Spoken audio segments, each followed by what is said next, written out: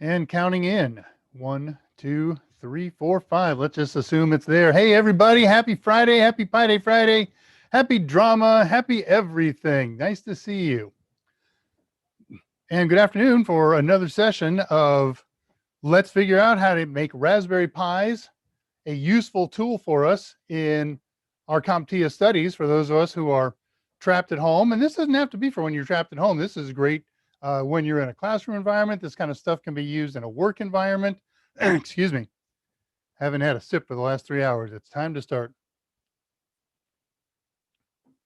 Okay. Somebody tell me I can be heard. I got a microphone on, and all of my indications here are that I'm audible, but who knows? Well, okay. So yeah, shaved. It's much more dire. Thank you for the sound report. It's much more dire than it seemed. I got a hankering. I said, look, I got to thin the beard out right now. I'm catching way too much soup in it. So, okay, I'll do the beard a little bit. And it wasn't a big job. I just spent a couple of minutes up with a razor and off we go. Not a razor, but clippers. And then, of course, the hair was just so much worse with all of that. I said, well, all right, I got to go see the barber. I've been going to the same barber for 20 years. Nice lady. Uh, Takes care of me and my son and has since almost his first haircut. Um, and she and her husband own a little barber shop, and that's it. They don't have any employees or anything like that. She works it 5 days a week. Husband comes in and works on weekends, and they're just a lovely couple. They wonderful time. So Mister is working one chair. She's got an empty chair. I went over and jumped into it, and she starts doing her thing. And then she took her clippers and went and cut this thing down to almost skin. And I was like, oh man, that's just too late. I'm stuck with it. She's got to do everything else to even it out. So fine, I'll let it go. And then she reached for my mustache, and I had done a beautiful trim job on it, to my own opinion, anyways. And oh no, okay, stop. I will live with the disfigurement now and let it grow out. But no, my mustache. I've had a mustache since I was about 15 or 14, and you know the crappy one when you're 13. And I haven't seen my lip.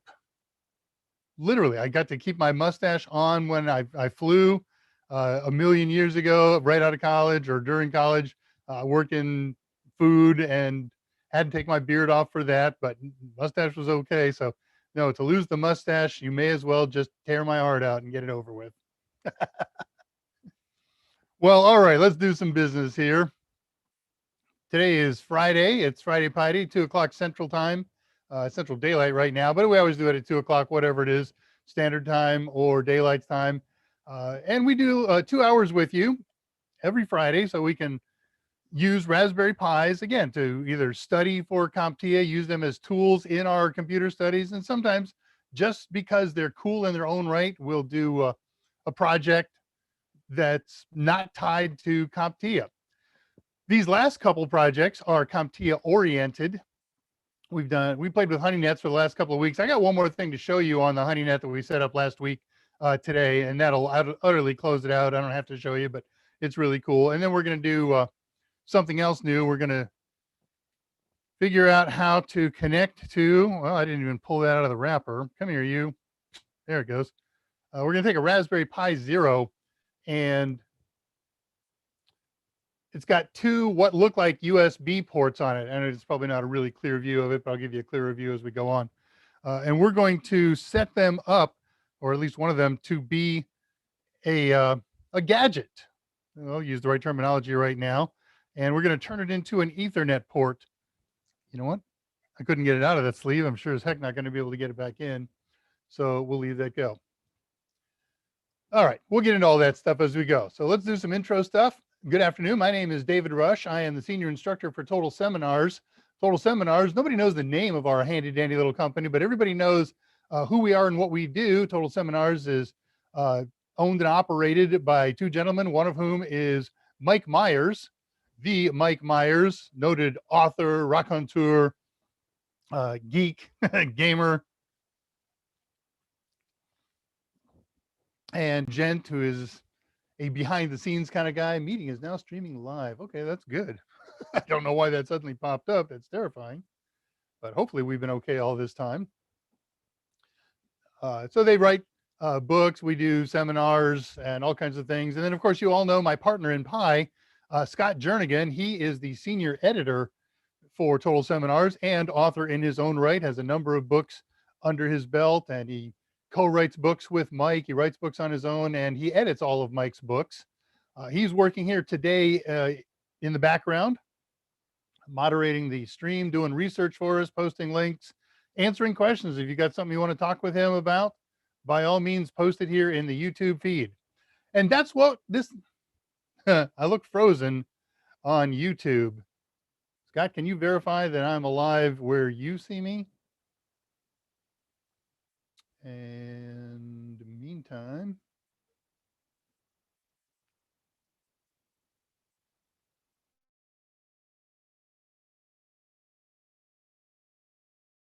I got weirdness all about.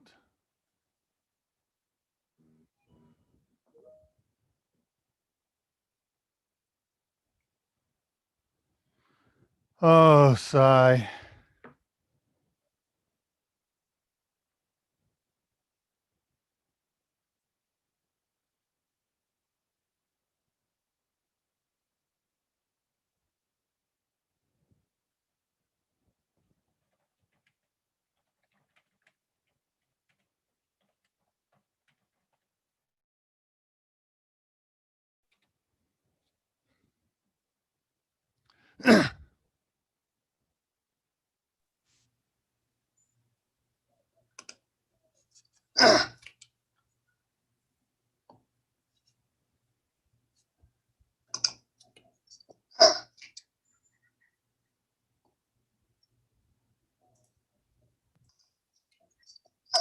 All right, so Dave seems to be frozen.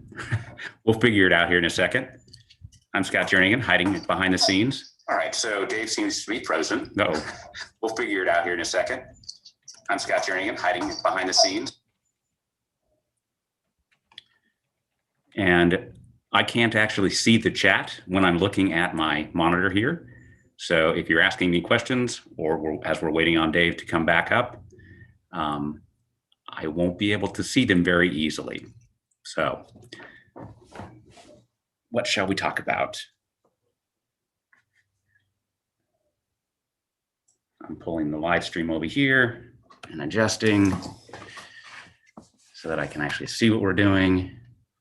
I just popped in because I saw Dave was frozen and I know the back channel. So there we go. Yeah, I was definitely not quite prepared to present today, as you see. On my way to growing a Dave-esque beard. Not really, I just didn't shave today. So there you have it. I'm Scott Jernigan, I'm editor-in-chief for Total Seminars, and desperately working on a chapter for the upcoming CompTIA Network Plus book. The 008 objectives are not out in for the public yet, but as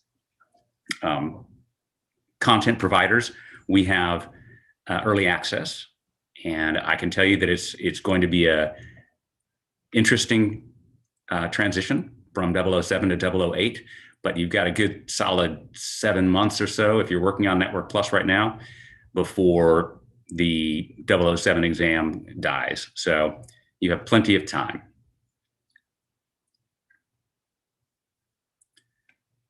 Okay. And then coming up in the fall, we should get objectives for CompTIA A+, the new one, but then you'll have a pretty solid year to do the 1001, 1002. So if you're studying for A+, you have plenty of time. All is well. Dave is attempting to come back on, and I think he's about to be live. And okay, Jason, can you hear me on Zoom? I'm not sure which selfie you're talking about in my IT fundamentals video. But yeah, hey Dave. Man, I love Zoom. Even if it crashes, it survives. That's weird. Oh, that's because my computer's muted. Okay, let's try this. I need to mute YouTube and unmute my speakers, and then I can actually hear you. All right, looks like we're good here.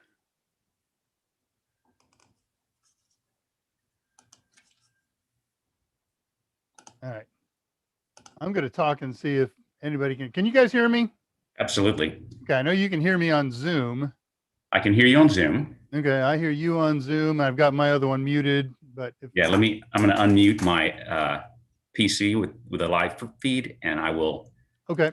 let you know. I'll just do a quick test. Of course, it's on 4-second delay or whatever it is. PC with a live feed. All right. So if You anybody have can to hear me, talk, though, I'm Dave. hearing myself in the background on your system, so I guess we're okay. Yeah, you sound fine. Okay. Sorry about that. That was a really weird. Zoom has two screens. One that shows the live one, what's going on here in front of my face, and then another one. And the live one went into program is not responding mode. So, weirdness, but nonetheless, sorry about that. Brief delay, no impact on what we're going to do today. Technology at its finest. Dave, we're getting a lot of feedback. Like there's a second audio feed going. Dave, we're getting a lot of feedback. It's on your side. I think you probably have both mics, both audios going. Check, testing. You probably have both mics, both audios going. Oh, I do. Yeah. You're right. Okay, it is on my side. Sorry. Yeah. Yes, audio technician Dave can troubleshoot a remote. Yay, technology. It's a good thing we're technologists. Exactly. And we know what we're doing.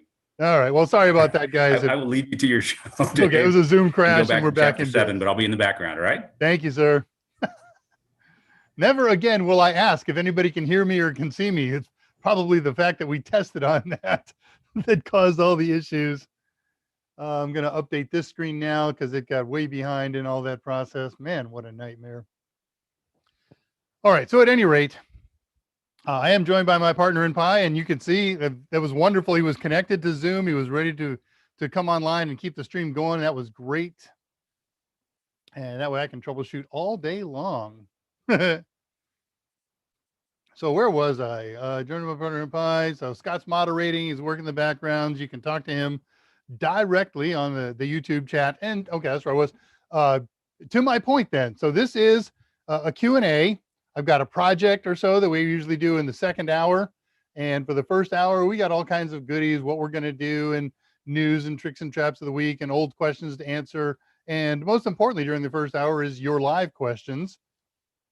So let me see what's going on in my notes that I need to talk about, and then we'll check in with everybody that's here. Okay, so we're here.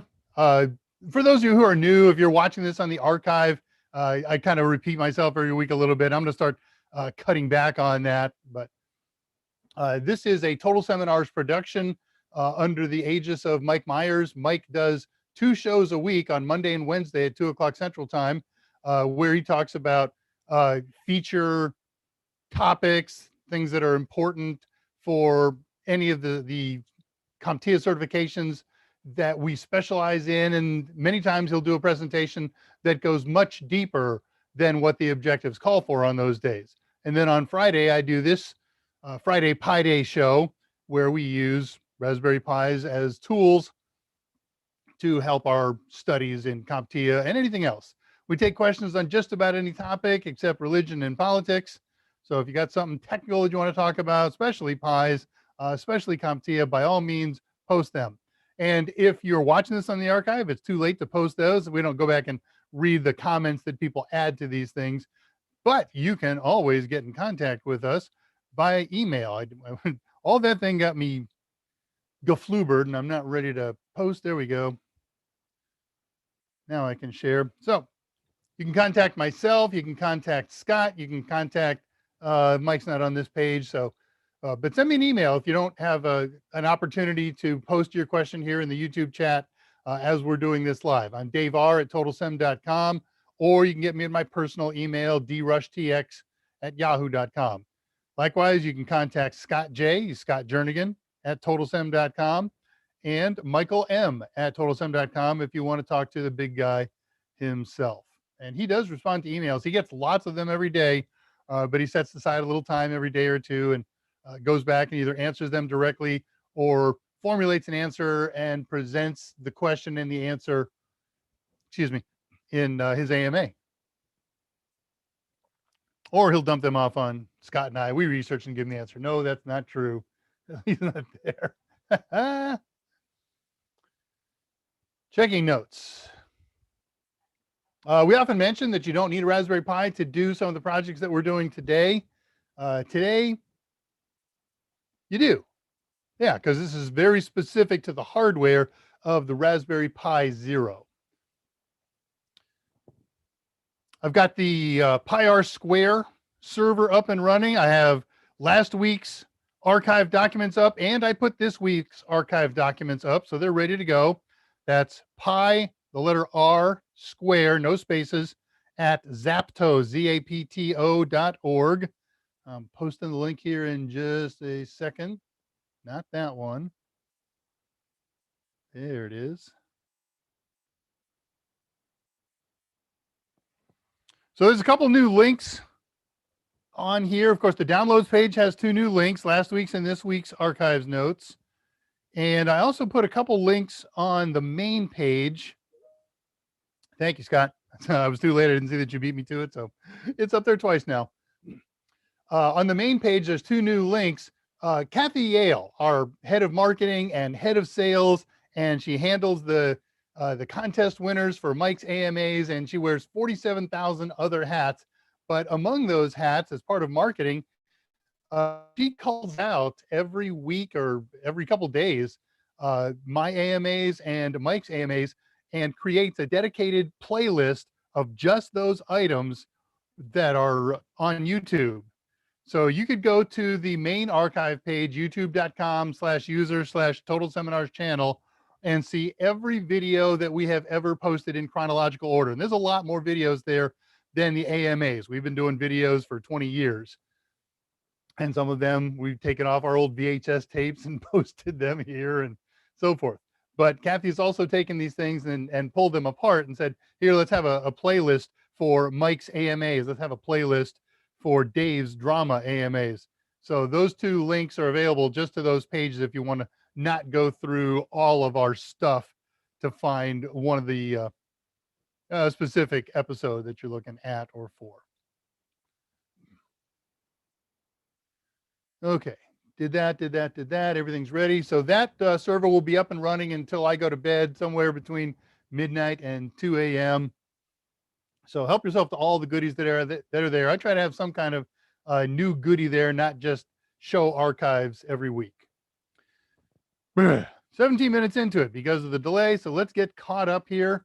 I'm sure that Scott has handled most of this stuff. I'm just going to poke in and look for some real questions up till this point. So greetings to all of you who arrived early, Patricia Grace and Tullowit, who's in and out, and Alan Duggan is here, and Jason Helms is here, who I can't tell if you're in favor of ranch on pizza or just noting that it's been around for a while, but ugh.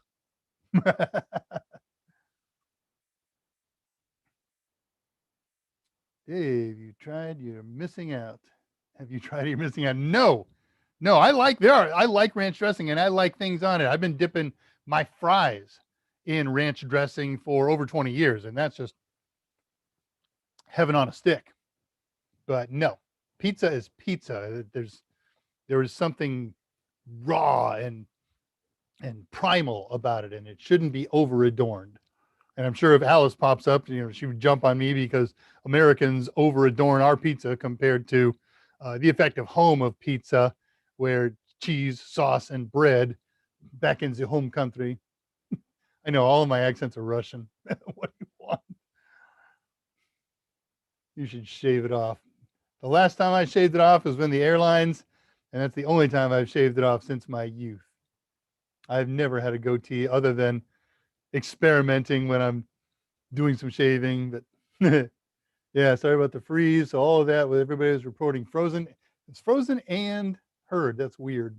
Oh, well, it's Zoom. And man, Zoom is great. Scott's able to come on and take over the stream while I'm shooting my side. That was wonderful. Scott, check out the Discord when you can, says Jason at 210. And Scott, if you're half paying attention and you'd be so kind as to put up the Discord link, we'll let everybody know.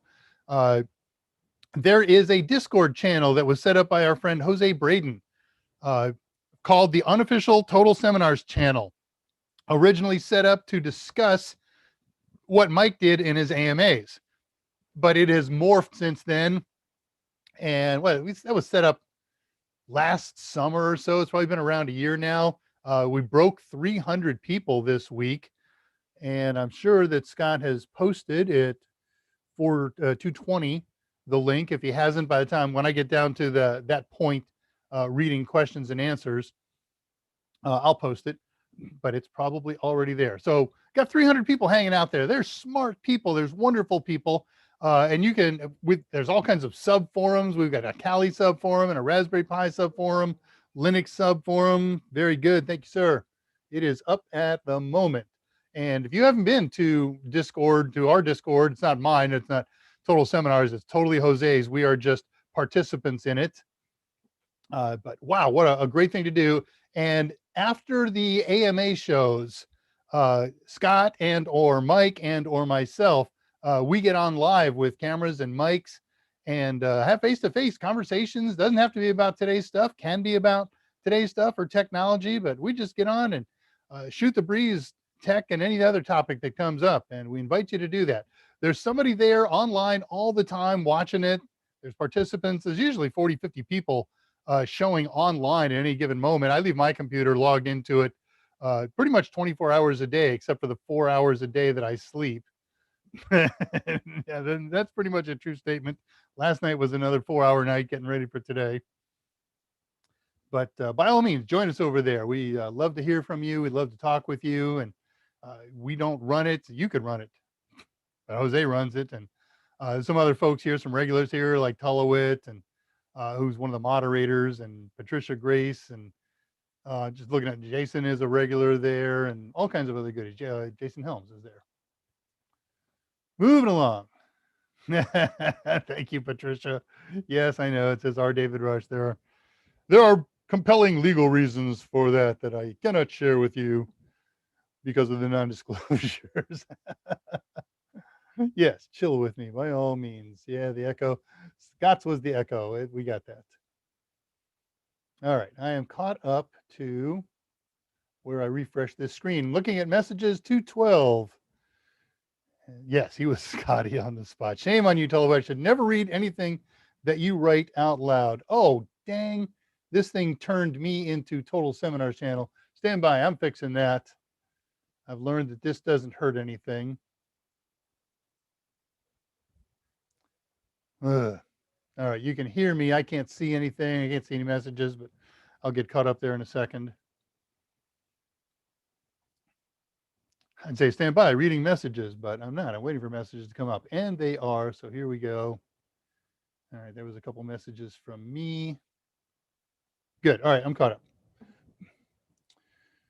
So we were talking about echoes, and this is why we have backup ready, and Scotty, and I posted the Pi R Square, and Scott posted the Pi R Square, and Scott posted some direct links to the playlist. I'd pass those on to him, and he's passed them up, so that's great. I got a slide to show that to you later. For Siegfried, good afternoon with your new job. We're looking forward to hearing some of the details on Discord. So hang around afterward if you're able. Siegfried is a very regular gent on the Discord group. Andrew's not much. Okay, people talking to each other. On the repair crew, we need extra income, and my brother already works for them. Huh. Nepotism wins. Pizza bones dipped in ranch is one of the treats. Quit hating. No, I get hate when I tell everybody that the best topping on pizza is pineapple and ham. So, and you wouldn't want to dip those in ranch, right?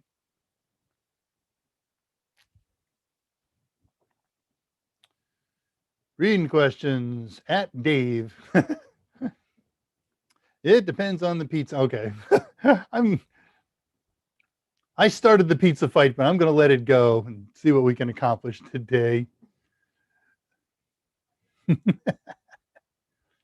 the connection to Apple for graduates. What is this here?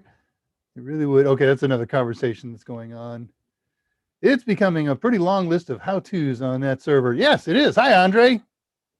Man, oh yeah, so I posted something on Discord just to trip your trigger, and you haven't responded yet. Dave's list of top 3 bands, rock bands specifically from the Netherlands, and no feedback from you. So that was disappointing, but we'll catch up again. All right, there's the Discord weekly link at 2:20. Scott posted as anticipated. Very good, thank you. John Lehman, good evening, morning, afternoon, and I always say good after morning. That kind of covers just about everything except morning, of course. Maven Feliciano's here. Hello, sir. Nice to see you, amigo. Oh, good. I'm going to get to the end of the questions here in just a second. I'll be caught up totally. Toluit. Am I going to read a Tulamid question? I'm looking away right now, deciding whether or not I should read. Yes, I'll risk it. I'm pretty sure all the technical difficulties today are a direct result of cutting my beard short. Again, wasn't me. It was my barber, and I couldn't stop her. Too late. Love the woman to death, but she nailed me. I'm going to have to go in next time. Miss 216. Okay, I'll go back to 216. Oh, okay. I'm just going to read the question from the back channel here. David Helms at Jason Helms at 216 said, Dave, does it have to be the Zero or any Raspberry Pi? The only model of Raspberry Pi that has a Gadget USB, an on-the-go USB, is the Zero. So yes, it has to be that. All the other ones have built-in Ethernet, so there's no need to do the kind of gadget thing that we're doing today. All right, hope that helps. I was just highlighting this. Andrew Hutz, I just a second dose of Social Engineering Zone while watching Sec Plus videos. I appreciate it a lot more now that I've gotten to know you guys. Yeah, that's a lot of fun when you get to see and understand something about people, and then you find some older work that they've done, and oh my gosh, look at them, and yeah, that's their personality, that's their voice. Happens to me all the time as an elderly person now. A lot of the actors and actresses and singers that I grew up with are passing away, and or I'll watch an old movie or catch an old song and say, oh my gosh, that was him or that was her. So yeah, I empathize. I think that's a cool thing. John Lehman, a non-Pi question, if I have time. I have time. I'm taking the new CompTIA Pen Test Plus Beta. Any thoughts what may have been added? Not a clue, John. Let me know when you're taking that. I'm going to put that on my research list right this second. I'm not going to pull away and do research at this instant, but I will today. And I think you're over on Discord. I can post that over on Discord. And if you're not, send me an email, daver@totalsem.com, with the same question, and I will have whatever answer I can dig up for you before morning. How's that? And if and when you take pen tests, I would be curious to see what you run across that you find to be new. Jason Helms, well, dadgum, my computer is acting up just now. I might have to figure this out. Okay. It's something we all have to do, sometimes right in the middle of a live stream. Crazy Homebody Girl, good afternoon, and congratulations again on your test pass. Well done. I've seen you all over the place lately. Mike's AMIs, this one, saw you on Discord. I think I saw you on Discord the other day. Justin Miller taking Net Plus tomorrow morning at 4 a.m. Wow. Not something that I would have thought of, because I still tend to live in that world where we would go to a Pearson VUE testing center, and I'm like, do they open at 4? But no, if you want to get up at 4 a.m. or 3 a.m. and prep and take the exam, cool. So best of luck, just practicing some more subnetting. I think that's really wise. Everybody's experience is different, but I can tell you that the last time I took the Net Plus test, we take them regularly just to kind of keep in tune with things that they're asking and how they ask them and so forth. I got 5 questions on subnetting that are all effectively the same question. They all come down to what's the appropriate subnet mask to generate at least this many subnets with at least this many nodes per subnet, or which mask gives the most nodes per subnet if you need 4 subnets or whatever the case may be. So yeah, be able to work those backward and forward, be able to do either on the little whiteboard or in your head, converting from binary. to decimal. You get the idea. But I think that's a really good thing. But I advised other people of that, and they said, I got one. I killed myself studying for 5 or 10 or how many there were going to be, and there was only one. Well, that's the random nature of the question selection in the CompTIA question pool. The only thing that they guarantee you is the percentage number of questions that you'll get will be equal to whatever the domain percentages specify. So 19% questions on hardware and 22% questions on security and so forth, but could be anything. Andrew Hutz, it's one of my favorites, LOL. Almost done the video. It was on one of our favorites to shoot. I got to tell you, we had such a good time. One of the gents in-house at the time wrote it, and then we were all involved with set design and the shooting and post-production and of course acting, and man, we just had a great time with that shoot. Okay, almost done the videos. Then I'm going to crack into the practice test. I may be taking the test at the beginning of June instead of, yeah, right, you were talking about mid-June. I think that's an excellent choice. You got plenty of time. You got a couple of weeks. There's a lot of people who study this material 0 to the end in 2 weeks. So given the amount of background and study that you have accomplished so far, with 2 more weeks to go or so, a week to go, whatever it is, I think you're going to be fine. Crazy Homebody, oh, didn't take it yet. Oh, you're taking it Monday. Okay, that's right, with somebody else. All right. So Monday, listen, is that going to be 4 or after Mike's AMA? We sure hope to hear from you at the AMA with good news. No worries. It was a steal at $50 for the voucher. I would take it for $50, and I am totally unprepared for it. I would fail it. I would maybe get 5 or 6 questions right out of 100, but for $50, I would take it just to get some gouge on the information. Best of luck, Jason and Dave. How long before we see Pi 5? They never, ever release pre-information. One day, there's suddenly a news blurb that says, hey, Pi 5 is on sale, and here's the specs. So I don't even speculate that in that arena when it happens. All right, well, that gets me caught up on all the questions that I can see at 2:31. So let me go back to my notebook here and pick up some interesting things. Last week, let's do a review of what we did last week and what we're going to do today. We did a postmortem on the D-Shield installation. I had so much trouble with it even after the second install. There's only 2 explanations. I did something horribly, terribly wrong, and that's not impossible by any stretch of the imagination, or it's just not marvelously friendly on a Raspberry Pi. And I don't know the answer to that, but we abandoned that and we went with the vastly easier and provider of many more tempting honey targets, InetSim. The nice thing about InetSim is it's a simple install on a Raspberry Pi. Do an update and an upgrade, the usual that you always do, and then sudo apt-get or apt install InetSim. Now it's installed. And then you've got to go and do a quick edit of the primary configuration file to turn on services. In fact, they're already on. All you really got to do is put in the IP address of your honeypot computer and then run it, and it runs. But I'm going to show you a little bit more about that today. It's not too long. So, okay, what are we doing today? We're going to check out a few features of InetSim. I'm going to show you it running. I'm going to show you an Nmap capture of it with all of its services running. That is just a knockout. I'll show you where the primary config file is. Did that at the end of last week, but we were kind of rushed.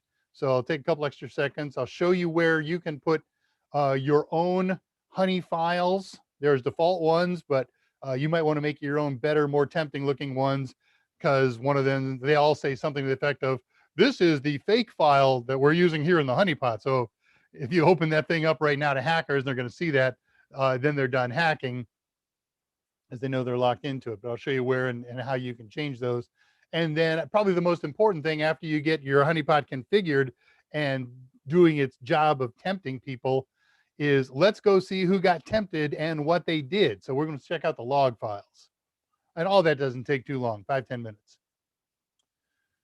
Then our main project of the day, setting up boy, something honked there. Oh, that's the, man, there is more activity that goes on Discord during AMAs than any other time except when we're there live. So I see I see and hear wonkings. I'm not going to go over and check Discord until after the show here. I will be on Discord today after the show. It takes 10 or 15 minutes for me to put my life together and get some stuff going on here at the house, and then I'll join you up on Discord. We've got a gig tomorrow that we've got to do some final prep tonight. We'll do this as a family job, so we got about an hour and a half of work tonight. And I think if I Discord with you for about a half an hour or so, there's still enough daylight to go do the outside work. We got stages going out tomorrow. All right. So as I said, the main project of the day, we're going to set up the micro USB port on a Raspberry Pi Zero. Has to be a Zero. It's a gadget mode USB port. It's also, which is also called an on-the-go mode port or on-the-go port, OTG ports. And that's where instead of you connecting a peripheral to the port and the computer to which it's attached becomes the peripheral. You hook that up to another computer's USB. You could turn it into a storage device. You could turn it into all kinds of goodies. We're going to turn it into an Ethernet port, Ethernet over USB. News, tricks, traps, and techniques of the week. Resource archive is up. I talked all about that. We've got the link up for it. Yeah, I covered that thing. Covered that. Talked about Kathy. Talked about the new download links. Hey, if the Pi server, Pi Square server isn't up and there's something on there that it wants, you want to experiment, either send me a message on Discord, send me an email and tell me you need it up and what time you need it up. And I'll bring it up for an hour plus or minus that. I still just don't have the security in place that I'm willing to leave it up 24 hours a day, 7 days a week, but I will get there. There's no really good Linux news or project news or product releases or anything like that of the week that I wanted to share, but I do want to share you this one experience that I have had for a while. Ugh. So the Raspberry Pi Picos came out in early May, late April, something like that. And it's a computer. It's Raspberry Pi Pico. Look it up. We've talked about it here before. So I want one. And I went down to the store to Micro Center to get them a day or two after they came out, and they were long gone and they were back ordered by 170,000 or something like that. So in the US, the main distributor for Raspberry Pi trading is Newark.com. They sell every kind of electronics piece of equipment in existence. There's three big providers of electronic components in the US, and but of those three, Newark is the big distributor. So I went over to Newark, and of course they were out, but I have an account there, and I said, here, put me on notice when the next Picos come in, send me an email. So I got that email, I don't know, 2 days ago, something like that. Hot diggity dog. I went over to Newark, they were gone. So this time, so I want Picos. I have projects in mind, I have learning in mind. I stayed on the site, and I pre-ordered or back-ordered, however you want to describe it, 5 units. They're $4 a piece, and it requires solders and clips and programming. There's nothing in there. There's no operating system per se. It's kind of the equivalent of an Arduino board, but this time I'm just not going to run the risk of them running out when I get a notice. I bought them now, so I'm the first in the list, or among the first in the list to get them when they come in. Now, if I ran down to Micro Center and bought them, if they had them in stock, they'd be $4 a piece plus tax. And I ordered 5 units, so that'd be about 21 bucks. But for ordering it from Newark, same price, $4 a piece, same tax, and then they get you for shipping. So the whole thing came in for 36 bucks. So I can do this part too, and then get back to questions, and we'll get started before the hour. Old unanswered questions that we received either in Mike's AMAs that I can answer now or from last week. So Alex had a whole bunch of questions last week, and we dealt with all of them but one.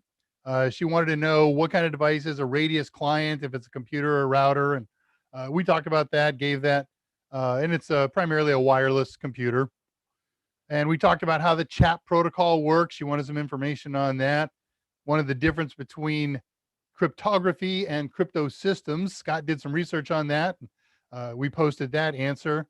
And then she posted a question about block ciphers and stream ciphers, and not included in that question was an implied question about which block ciphers are symmetric and which are asymmetric, and same question for stream ciphers. Well, I get that question fairly regularly in some of the other forums that I moderate. And I moderate a lot of forums, all of our Udemy forums, all of our Ed2Go forums, our Lynda forums. It is my job to answer the questions, whatever they are, or submit them to our subject matter experts if I can't do it. And when I get questions more than 2 or 3 times, I log them in my own personal FAQ.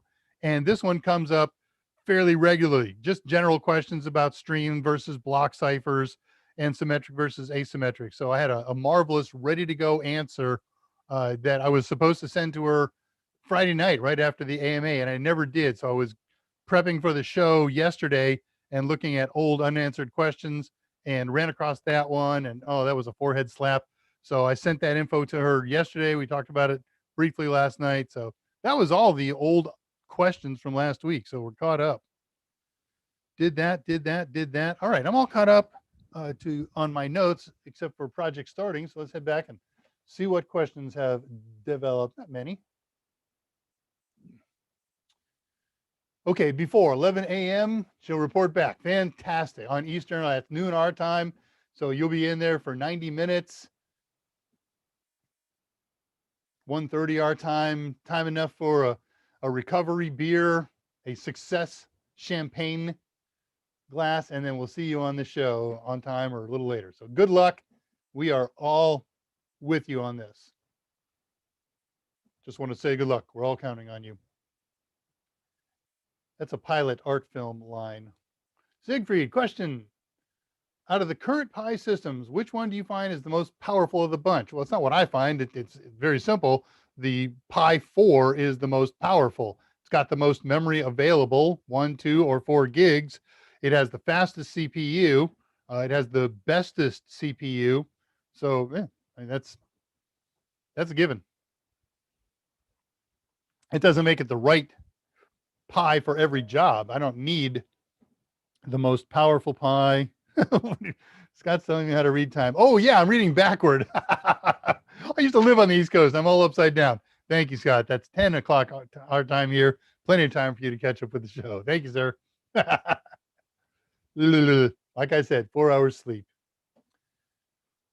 So Raspberry Pi 4 isn't the best Pi for every job in the world. I run my Pi hole and 4 other servers on that Raspberry Pi, and it's a Pi Zero. So it's got the slowest processor. It has the least amount of RAM at 512 megs, a half a gig. Works great. So pick your Pis based on what you want to accomplish with it. But if you've got to run something powerful, if you want to run a Plex server, if you want to run Box 86 and Wine, that definitely calls for an overclocked 4. And I do 80 to 90% of my projects on 3Bs and 3B pluses. I'm looking up on the top of my shelf here where I got a dozen machines. There's 5 3Bs.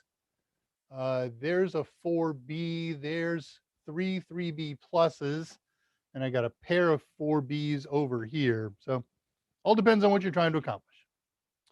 John Lehman at 237. I have seen a few examples of querying log files. If and only if you do plenty, would you care to show one way to filter logs? I do not have anything prepped right now. However, as I was casting about for upcoming projects this week, I said to myself, self, they have probably never played with syslog. And syslog is a log aggregator. We can send logs to a syslog host. It captures them and holds them for review, and we can do manual or automatic reviews. So yes, I will do that, and I will be doing that in short order. In the meantime, I encourage everybody to do a little bit of research on syslog, and that'll cut down on a lot of the fundamentals that I've got to lay down, and we can just kind of dive right in, talk about what it is, and then we'll set up a syslog host, and then we'll set up 1 or 2 machines that are sending log files to the syslog host. That was one of the really nice things about DShield. It has native support for syslog. You don't have to do anything other than report the machine, the IP address of the machine that's running syslog. Lead times for anything containing semiconductor is getting longer and longer, says John Lehman at 240. Absolutely true, due to all of the COVID-oriented issues. Yep. Yeah, we're many places are recovering from the human standpoint. They're getting more and more people vaccinated, and there's less closures, but there's still a lot of very backed up supply chains that could take quite some time. Some folks are talking a year plus in the chip channel. Maven at 241, I'd started to get into when I first got it years ago, when it was still relatively new. I haven't been up to date on it. You're responding to somebody, I'm sure, because there was 3 its in there, and I don't know what any of them are. Oh, wait a minute. 2 lines up. I have an Arduino Uno, but left it with my brother up north. What are your thoughts on it? I love the Arduino. Fine IDE board. This is just, and yeah, I got it. Thanks. This is we'll call it a competitor right now. But again, it's a circuit, it's a utility, it's a toy, it's a system that has certain capabilities. It's not a standalone computer. It's not a Raspberry Pi. It's a controller. So his job is you code it to watch for certain sensory input and to generate signals for output. They turn on relays. They activate other devices. There's hats for them. So you're not going to play games on it. Okay, people actually play games on it. They put little micro screens on there and a couple of buttons. But again, it's not a general purpose computer. It's a very special purpose computer. And again, it's officially called a controller. So love them. Think you ought to play with Arduino and or Raspberry Pi Pico. Thank you, William, for getting that. Well, yeah, because you're in the field, kind of, sort of. You journalize in that field. And you can call me Shirley. Passing 242 questions, which is going to take me to the end. It's the top of my last page. Very good, Siegfried. And Siegfried, Pi server. That definitely sounds like fun to learn. There's a million Pi servers. I got Pi web servers, Pi FTP servers, and TFTP servers, and SSH servers, and Telnet servers, and many other servers, DNS servers. It's a group of Raspberry Pis called a bakery. Nope, it's called a cluster. It's called a bramble, because raspberry bushes are brambles. But yes, I love the fact that crows are a murder of crows. I think a group of Raspberry Pis should be a humble. Ooh, musical reference from the 60s. Go get them. An orchard. Oh, goodness. We are definitely going to go down a bad road here. All right, I'm going to pause there on questions at 248, Andre beer servers. And I'm going to head over to projects. Let's get started early, get finished early, and either be finished with the projects early and then do more questions, or close down a couple seconds early if you guys are bored and have no more questions. So depending how we look on this, we got 2 to 4 projects. One project absolutely stands alone. We're going to do a quick tour of InetSim, the really easy to install and configure honeypot. And while it's easy to configure, it's also complex to configure. The more powerful and the more tricky you want it to be, then it gets a little more sophisticated. And I'll give you a site that's got some documentation to help out with that. And then project number 2 is setting up gadget mode on a Raspberry Pi Zero. Now that means there are a couple of different sub-steps. One, there is, what do you need to do on the Raspberry Pi Zero? And I'm going to show you a lot of that, but because of the technology, I can't show you all the final steps. I'm just going to have to describe it, but they're really, really easy. Okay, so now my Raspberry Pi, here's one, and here's a cable for it. Getting dark in here. We must have bad weather coming again. So what you're going to need is a Raspberry Pi and a USB cable with a regular A for a computer on one side and a micro B on the other side. And you plug it into the Gadget port, which is the one closest to the center of the board on your Raspberry Pi Zero. And then when you've done what you need to do on the card, we got to put an image on the micro SD card, and then we've got to do some editing while it's still in your imaging computer. And then we plug him in. And then this is really cool, right? This is a USB peripheral. And just like any other USB peripheral, let's say, for instance, we'll pretend this has a cable on it. It's a USB mouse. Where does this thing get its power from? Well, it gets it from the USB port of the host that it's connected to. The same is going to be true of our Raspberry Pi Zero. When I plug this guy into the USB port on my Windows machine or a Linux machine or a Mac machine, it's going to provide power to this device. So I don't need an external power supply, which would normally plug into the USB connector closer to the end, the opposite end of where the micro SD card comes in. So we don't do anything with plugging in USB until we're ready to go, because it'll power up incomplete, or at least before you get the card in. All right, so we'll get back to that. So that's step number one. We got to configure the Raspberry Pi Zero. We got to configure the micro SD card, plug it in, and then plug this stuff into the computer. Next, I want to be able to access this thing, establish a terminal session or a VNC session or whatever from my host computer, the Windows machine, the Mac machine, the Linux machine.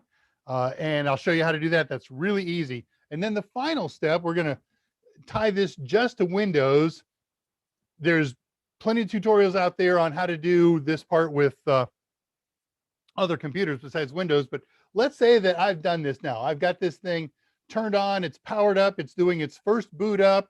It's getting power from here. And after it boots up, I am able to use my Windows computer to create an SSH session with this. Well, that's good, because that's something that you have to do after the first boot up, because I have to go in now and set video resolutions and Wi-Fi settings potentially. So that's the dead one. It's safe for me to handle like that. And most importantly, the second you imaged this micro SD card and booted from it, it was out of date. So I've got to run update and upgrade on here. And well, wait a minute.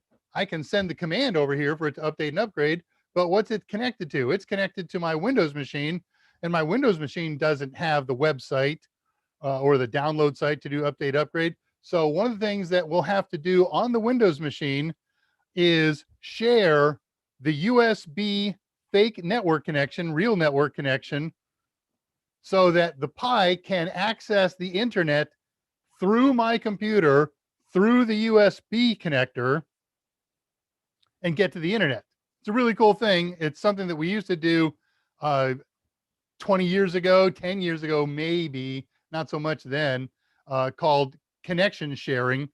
And Microsoft is still kind enough to still leave that service in there. So we'll be able to take advantage of it. So the other two sub pieces then are, what do you got to do to your Windows machine to make it access the Zero? Same for a Linux machine, same for a Mac machine. And then a final step, which we're not going to do. I'm just going to tell, well, I'll show you how to do it, but I'm not going to do it as a lab, because I don't want to screw up any more connections that are going on here. How to share your network connection. All right, so let's dive into InetSim real quick. I got a server running. Let me share it out.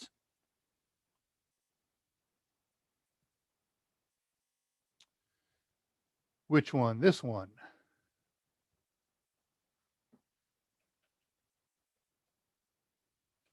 So I don't know when you install InetSim. I mentioned this last week, but I'm just reminding everybody, if it's necessary to change the default password on the Pi account. But it was for DShield, and so I'm kind of taking that as a model that says any kind of honeypot, that's probably true for. I know you can't see it yet. Stand by. Almost there. Okay, so I'm in my InetSim honeypot machine. Ignore those errors there. That's from some things I was experimenting with. And doesn't matter what folder I'm in right now. To launch the honeypot, do I want to launch it first? Yeah, I do. All you have to do from wherever you are, whatever folder you're in, is type in /usr/bin/InetSim. Now, this presumes that you've already configured your configuration files and so forth, and we'll go and explore those afterward. But I'm just going to turn this thing on right now. Whoops. You got to sudo it. Sudo user bin InetSim. And buzz, buzz, buzz, grind, grind, grind. And down here, it tells us the simulation is running. Now, one of the things I find a little bit sad about this screen is I would like some kind of notification on this screen that somebody is accessing the Honey web server. Somebody's accessing the FTP server, but it doesn't. It just sits here. And this is important to know then. If you're going to do this, you want to do this with a terminal session from the graphical environment. If I quit out of my share here right now, or if I quit out of my VNC session, this terminal session is still open and running, and that means that the honeypot is still going to run. But if I did this with PuTTY or SSH from my workstation, my Windows computer, another Linux machine, whatever, when I quit the SSH session, that will close the SSH session and it will stop the simulation here from running. There's ways around that, a couple of different ways, but for now we're doing it nice and simple. So I would just leave this thing up and running. And when I'm done with this, running it, I would hold down the control key and at the same time press the C key. I'll do that when we're done here. And that stops the simulation. I can get out of the share. That won't hurt because this will still continue to run. So let's just look briefly at some of the fake services that are running in this honeypot right now. There's a DNS server, and everything that it points to is in this computer. So there's nothing dangerous, nothing lost. There's an NTP server. Why would a honeypot run an NTP server? Because there are NTP attacks that can screw up computers. So here, let's give them something to play with. Remember, this is all in an isolated sandboxed area. They can't get out of this program, even into other programs in this machine. That's the nature of a honeypot. Fingers kind of like ping. There's syslog. I got a syslog server, a honeypot syslog server running in here.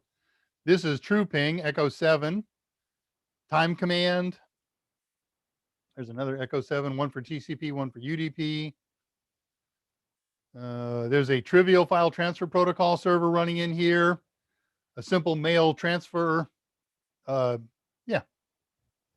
SMTP, send mail transport protocol. Simple mail transfer protocol. So there's a mail delivery service in here. There's also, I thought I saw, yeah, I see POP3, an unsecure one and a secure one. So this thing's got everything. It's got an HTTPS server. It's got an HTTP server in here. All those are nice, neat, tempting targets. So let's say, let me unshare this now. Stop share. Let's say I run an Nmap scan on this thing. I did. And I will show you the results. Really, I will. There it is. So I did a simple Nmap run, Nmap minus T4 minus A minus V for verbose. And then here's the IP address internal on my honeypot. I don't have this thing exposed to the internet right now. And here it found all of those open ports on this machine. So we can see port 110, that's POP. 22 for SSH. 443 for secure. You get the idea. It found all these things. So this thing looks and acts like a real computer, like a real set of servers on here. And one of the things that you can do in here is set up another computer, let everybody access this one, and have this one redirect to different honey servers that you have running in your facility. So now we've got a true honey net. That's kind of cool. Anything else here?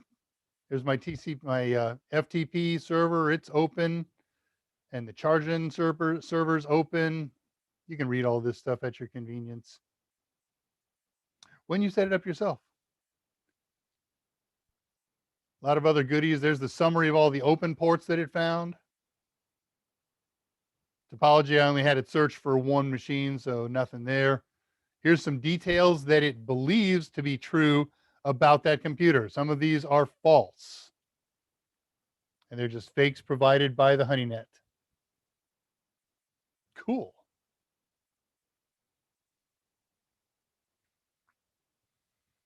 Okay, let's take a look at the files that are important here. So I want to reshare the server. Share screen, this one. All right, so here's our HoneyNet running. I'm going to quit out of it with Control C. Oops. Got to click in here now, Control C. And we see all those services shut down, and now we're back to normal. You can see I'm here in var log. So I'll do an ls of here. I'm just logged in as pi right now, which is the most powerful command that we have, the most powerful environment. And you can see right here is a folder called InetSim. Now watch this, cd into InetSim. And it says, even with your powerful pi powers, you're not getting in there. Well, I'll use my super pi powers. I'll say sudo cd InetSim. Is it going to work? Well, you know it's not, because Dave's setting up an obvious trap and trip here. Sudo doesn't work in front of cd. So in order to get into this folder, you're going to have to say sudo su. Move me into the sudo environment until I purposely exit out of it. Okay, so now I'm in sudo su. I can tell that because I have a pound sign here in my prompt instead of a dollar sign. And when I do an ls this time, I don't get lovely color codes. But now I can cd into the InetSim folder. And here are 3 log files: debug log, main.log, and service.log. And then this is a report holding folder. Let me just take a quick trip into there. Reports are very short, very brief summaries of sessions that we've run this HoneyNet or POT server. So I'm just going to look at a quick one here. We can, I'm in sudo su, so I can just nano report dot 7668.txt. And this was the first time we ran it. There's the date and time. 5:20, that's not true. I've run this before that many times. Somebody made a connection to the HTTP server. So this, again, it's really short. It's really simple. Nothing much going on here. Let's check that newest one that just popped up. No, I didn't do anything cool to it yet, so never mind. All right, let's go back up one level. All right, the debug log is if the program ever crashes, the system will report there. There's nothing in the debug log right now. It's worked beautifully for the week plus that I've been running this thing. But we can look at its contents with debug, with cat. Nothing there.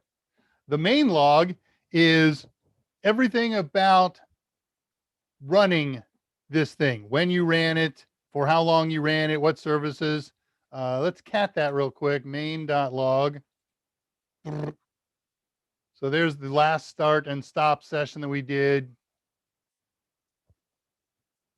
So just activities that have happened to the Honey server as far as operating it goes. This is the big guy. So I'm going to nano him.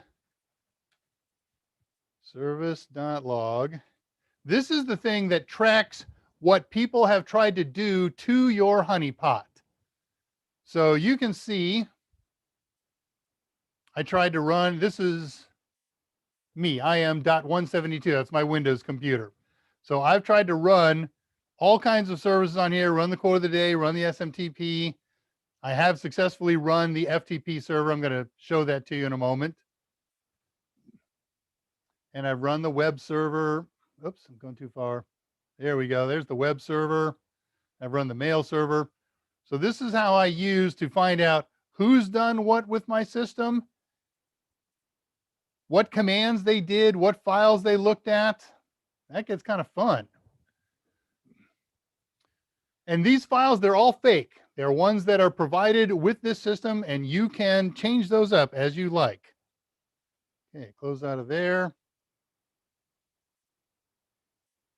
Now, what's cool, when you go into the sudo environment, wherever you move around, when you quit out of the sudo environment, you'll be taken back to where you were when you started it. So I'm going to exit the sudo su, and I'm back at var log.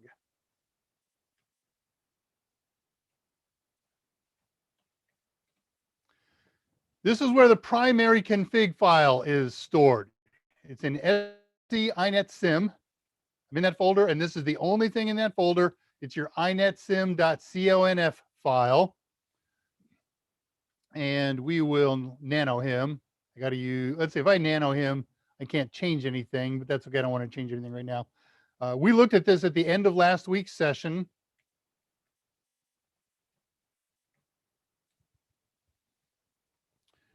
And the trick is the documentation for this file is terrible. So I've got a link for you when I get out of this share that I'm going to show you that had some third-party documentation that I used to kind of save my bacon so we could get things going on. But here's the list of all of the servers that we've chosen to run, which by default is all of them that exist in here. You could create your own. You could invent your own service. Simply say start service, start underscore service, and the name of it. And then there's another place where we're going to specify if it's UDP or TCP and what the port number for that is. And then you'll have to create some other goodies that will support your service. The primary thing that you've got to do is what I've got here in white. There's already an example, service bind address, and then they use their example IP address. Just set this address to either this computer, or if you're going to redirect a given service to another HoneyNet computer in your system, use that guy's IP address. All right, so I'm not going to go through all this thing. Posted official InetSim link, thank you, and the more useful one. Okay, so Scott just posted the official link to the poor documentation, and then the link to the more useful one, which actually tells you how to set this thing up on an Ubuntu machine. Ignore that as a tutorial. We're not doing this on Ubuntu, but they've got really good documentation on how to mess with this file. You can see I've got almost nothing else in white here, except this. I did these two lines. I set the DNS port to be 53 and tied it to this machine. I gave this machine an artificial name called Gotcha. Oops, that's typoed. That wouldn't have worked. Oh, shoot, and I'm in nano. I'm not in sudo nano. Let me get out of there. I want to fix that.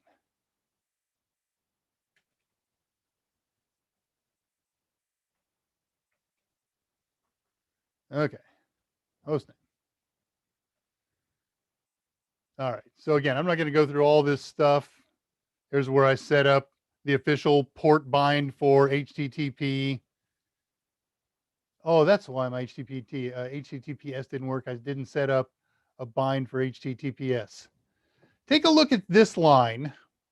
This says when you want to make a fake file for the HTTP service, we got to define the type of extension, the file name, and the MIME type.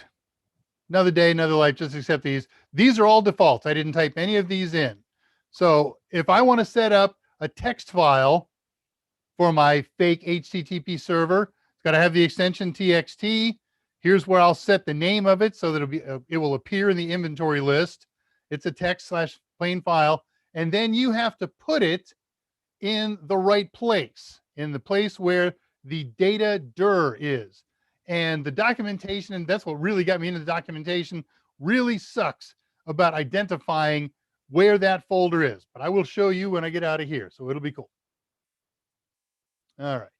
So there's all kinds of different fake file types that you can put in your fake web servers, JPGs and JPEGs and bumps and bitmaps and com files and X and even executables. They're all fakes. If somebody tries to run one of these programs, don't worry, it won't do anything. It won't hurt anything. And you can invent your own type if you want it in here. And then what? Now, if you make a real file and you call it format drive.exe, then you have to put that reference in here, http underscore fake file exe, the name of that file, format drive.exe, and then specify as an ms-dos.program. Can you put that in a Linux machine? Yes, because this is talking about downloading it to whatever machine you're running your web browser on. So it could very well be a Windows machine. All right, I'm not done going through the rest of that stuff other than to say there is a sample HTML file. So let's go take a look at those files and find out where this data directory is. Stop share here. Oh, okay, I can do that without doing this. Close out of that.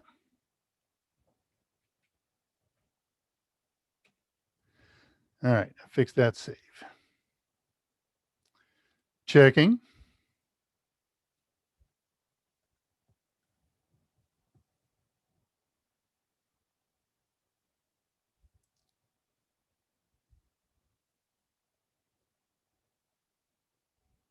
Sorry, looking for something in my notes.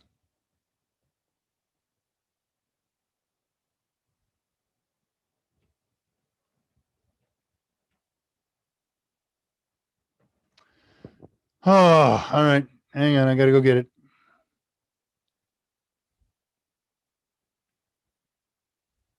Here. Fake files. There we are. Okay, varlib. Can't memorize all this stuff all the time.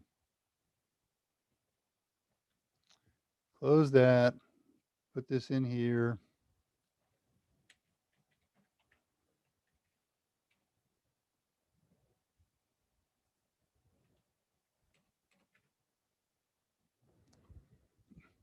Okay, share that server back out with you again.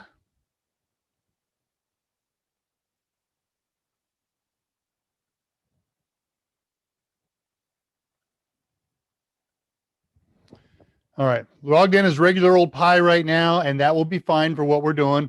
I'm going to cd, top of the structure, var, lib for libraries.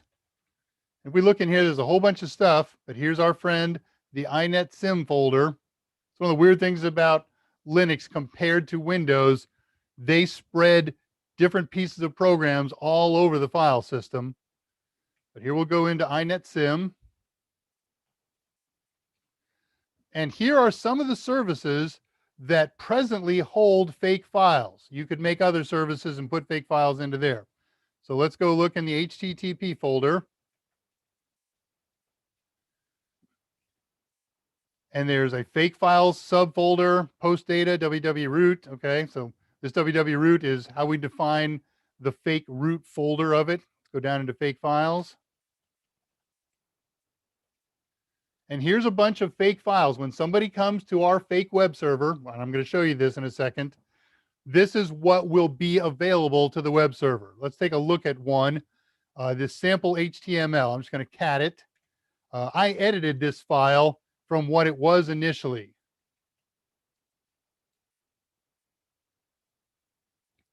And all I did was add these 2 lines,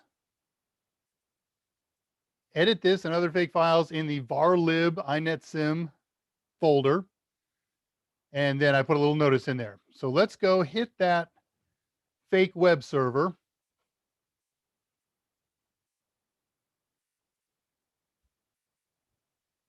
We open up a browser tab. Here's one. We share it with you because we like you.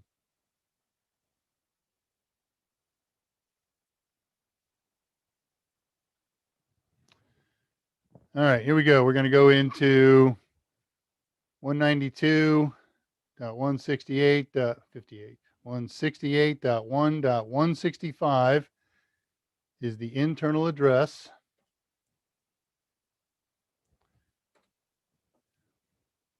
Oh, I'm not running it. Stand by.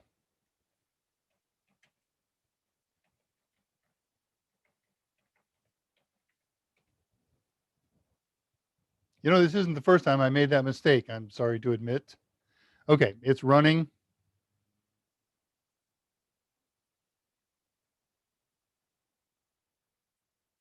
go back to my shared tab. Okay, just re-enter on that. And bam, we're in a honeypot web server. Now, obviously, this sample.html file is the one that's coming up. And here's all the text that was in there by default.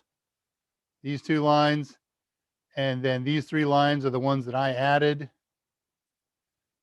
So this is not something that I would want to leave in there, of course. As a honeypot, I want to put some tempting HTML page on here that tells a hacker, man, you're in the right place. This is just loaded with treasure. You ought to be experimenting with this and digging. And they'll try to do all kinds of things. They'll try to fake their way into folders that may or may not exist.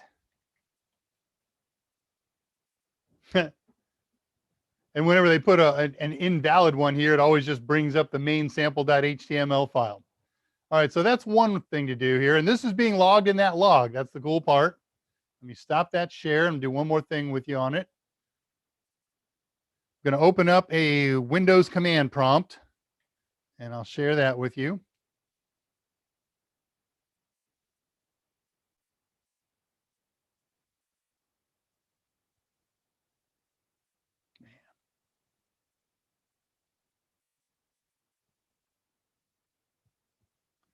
Okay, here's your basic command prompt. Windows has a built-in FTP client, so all I've got to do is say FTP and the IP address of the fake FTP server. Nobody knows it's fake. 192.168. You know what? Let me show you how FTP works. FTP open 192.168.1.165. And he says, okay, there's an FTP server running there. I wasn't rejected. It says, I need a username. No matter what they put in here, they're going to be right. J Timmy. We'll do this as an homage to Mike. Okay, give me a password. No matter what password they put in here, it'll be right. Howdy, HOWDY. I haven't tried that in the past. Bam, login successful. So now I can see that there's a sample text file in there. I can get it. Now, if I were really cool, this would have a some kind of malware and Trojan in it that when they get it and experimented with it, it will mangle their machine. You get the idea. It's a good FTP server. I can't get out with the exit command. Got to use the buy command, just like all FTP command line utilities. And then I would exit out of my command prompt here. I'm done with it. That'll stop the share too. Bam. Hey, your share crashed. I did. All right. So that's a tour of the InetSim honeypot. Use the documentation on the link that Scott posted. And this is just a really fun honeypot. And if you want to have some fun with this after you get it configured, set it up in your DMZ. I showed you how to do that last week. I'm not going to redo that again this week. I've only got about 40 minutes left to do the gadget mode. Doesn't take that long. But you can go review it there, and it's a really simple thing to do. All right, gadget mode. Gadget mode time. Quick look at any questions. I figure Scott's got everything handled. I think we stopped this at around 50. Nice. Tell the wait on the 30 days in the whole line. Very good. I'm not looking at this. I'm going to do a thing here. I'll catch up with questions afterward.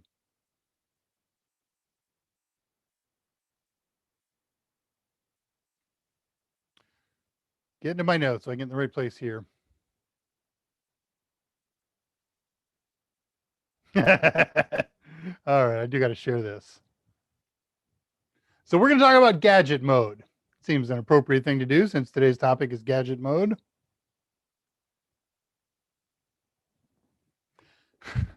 I just have two pictures to bring up today. Everybody's favorite. I'll look for comments on him later.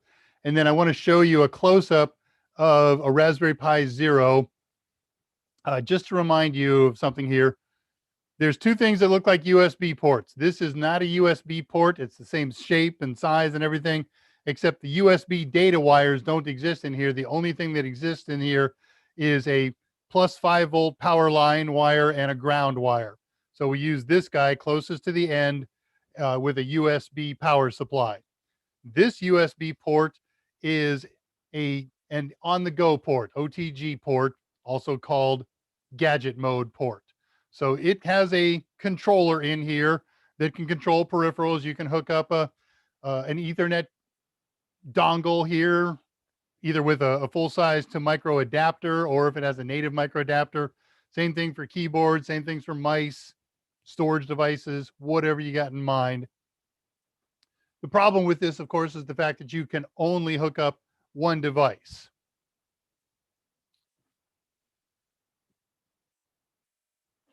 I hear all kinds of noise of people coming in and out of the house. It's the nice thing about Mike being single. Nobody comes in and out of his house except Scott. He's already there.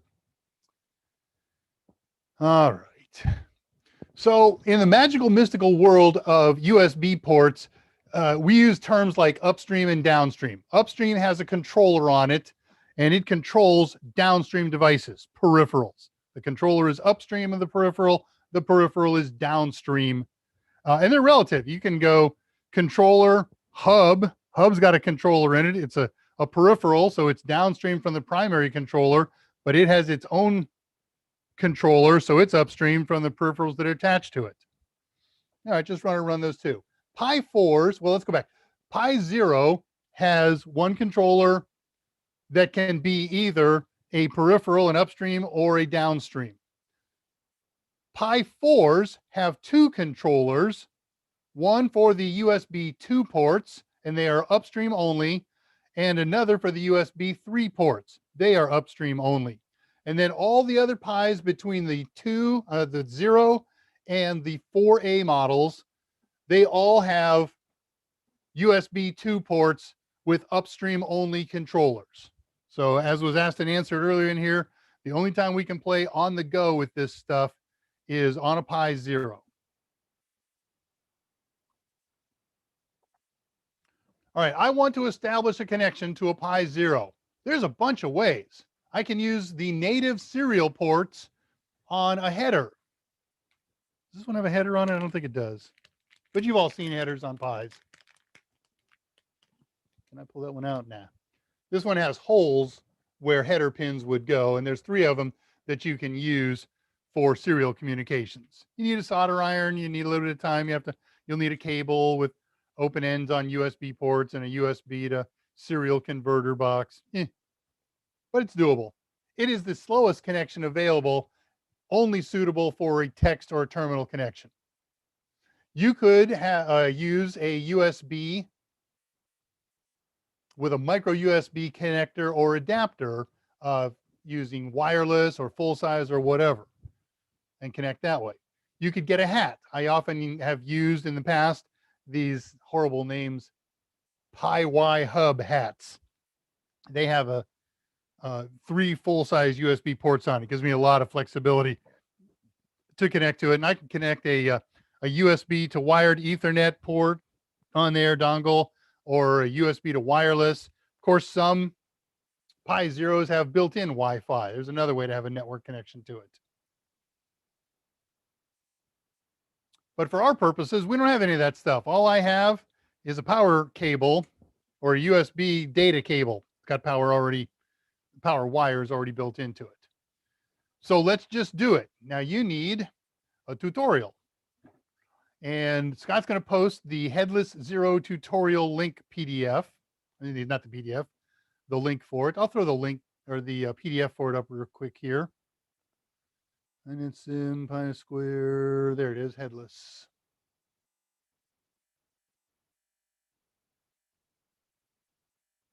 So this is the tutorial that I'm using. It's over at DesertBot or desertbot.io. It's a little overly complicated. After I used this one, I found some much simpler ones, but I like the overly complicated ones because it covers every single step, especially if you're very new at this. So it's got the link that's desertbot.io. Perfect. Thank you, sir. Now, this is another one of those tutorials that, in my opinion, is ordered badly. They have you stop 3 times and say, oh, now you need to go download and install this. So recommend you do those in a little different order here. So let me tell you about the 3 things that they would have you stop in the middle and do. And I think I got the step numbers documented. If not, you'll see it when we go through the steps. So step number 1, you're going to need, you won't know the IP address of your Pi if initially when we're setting this guy up, and you're going to set one manually or you're going to set up DHCP after you've connected to it. So we're going to be able to refer to this thing. We need to refer to this thing by name. And by default, Raspberry Pis participate in the Bonjour protocol. It's kind of like an ARP protocol, ARP and RARP.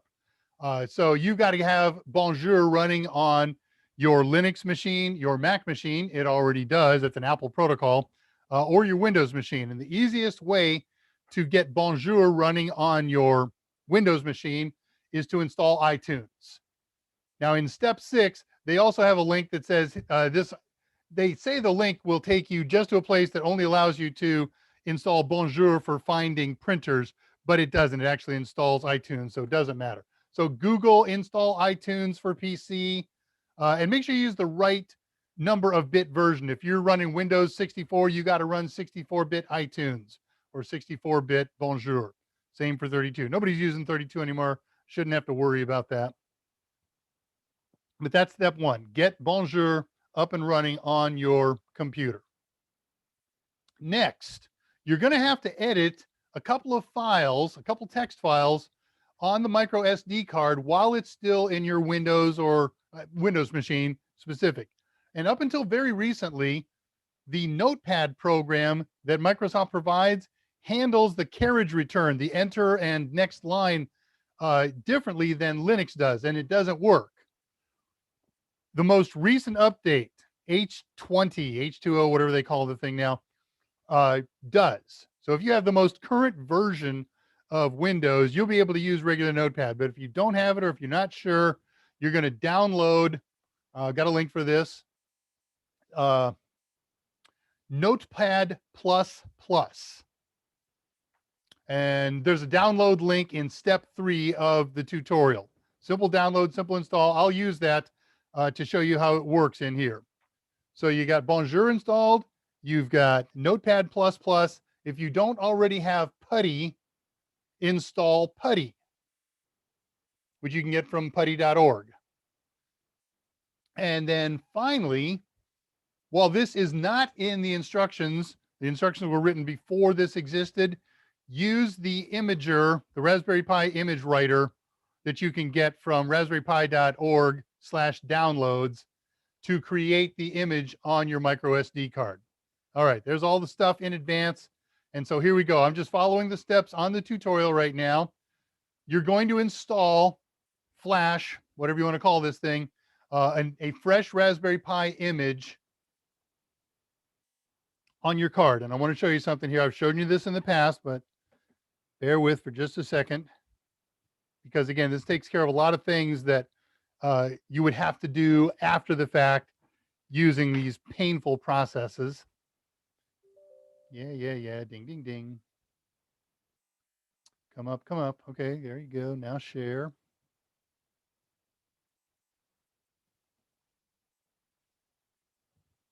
Now I've installed a fresh, shiny new image on my card here. So I got to make sure not to hit the big one here. You can use full Raspberry Pi OS. You can use Raspberry Pi Lite versions. Doesn't matter. I picked that one. Pick your card. Should be plugged in and installed into a micro SD reader or a slot that you have in your computer, whatever the case may be. So I'll pick that. And then don't hit the right button. Control Shift X. And that brings up a configuration menu that's going to do some of the editing that we need after the fact. First and foremost, set up your host name. I don't remember what I set mine as, but we'll figure it out. I've got it noted somewhere in my notes here. So it's probably something like 0pi. And this is the most important thing, even if you leave it as dot, as Raspberry Pi dot local, notice that it's going to add the dot local. This is all part of the Bonjour naming convention. But we want to enable SSH. And if you want to keep the original default password in here of Raspberry, you can. Or if you want to change it, that's cool too. If your Raspberry Pi Zero has Wi-Fi on it, we don't really need to do all this stuff, but you could. I got an SSID here called ADB, and then I would put in my password. Oops, click in this box. Okay. Pick your Wi-Fi country. You just got to hold down the down arrow on here and let it scroll till it gets alphabetic. You can't page down or any of the other goodies here. TU.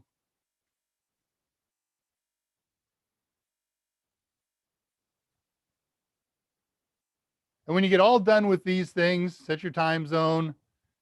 Don't skip the first run wizard.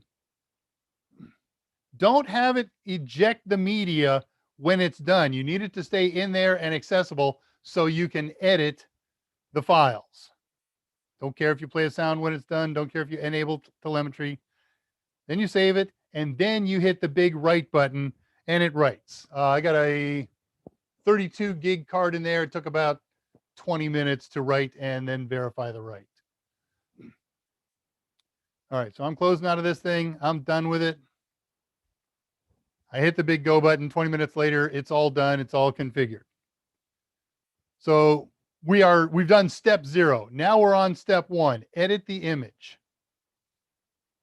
And they got a lot of sub steps here, but all I'm going to do is open up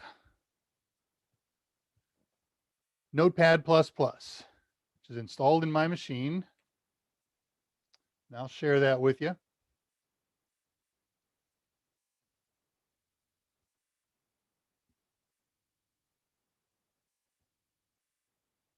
Oh, this step 2 on here, actually step 1 and step 2, you can ignore because we pre-enabled SSH using the Raspberry Pi writer. You can skip it. You can skip step 3. We've already done step 3. We've downloaded and installed Notepad++. So we're actually on step 4. It says in the root folder of the SD card, doesn't matter. It says open config text with Notepad. So let me share Notepad with you here.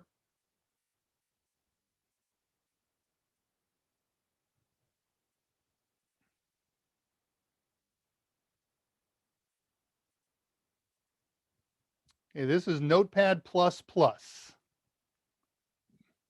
And I'm going to say file open.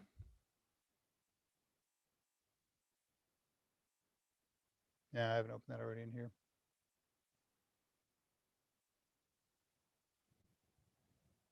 And we're going to browse for it. It's on the D drive labeled boot. And the instructions in step 4 say to open config.txt. So we just see it as config. And the instructions say append the following line to the bottom of that file. So I'm going to copy this line from the website instruction, go down here in config.txt. It's got 65 lines in it by default. I'm going to add a new line. Paste that line in, DT overlay equals DWC2, and then save the file. This thing automatically saves it in the way with carriage return extensions the way Linux like them. So file save.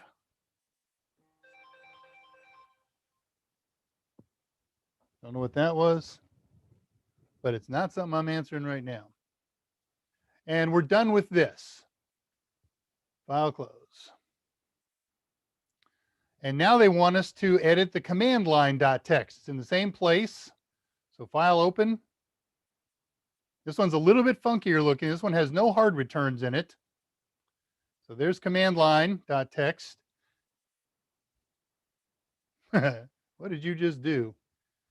Oh, did I delete the whole damn command line.txt when I closed that? That would suck. That would go utterly beyond suck. Let's try it again.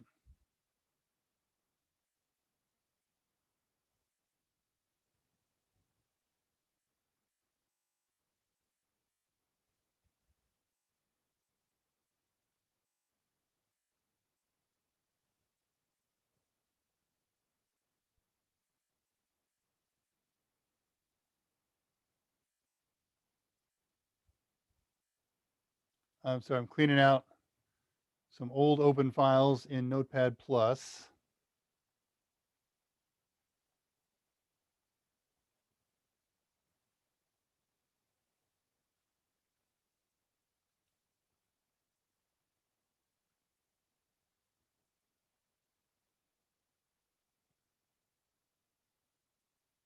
right, it still shows it to be a 1 KB file. Open.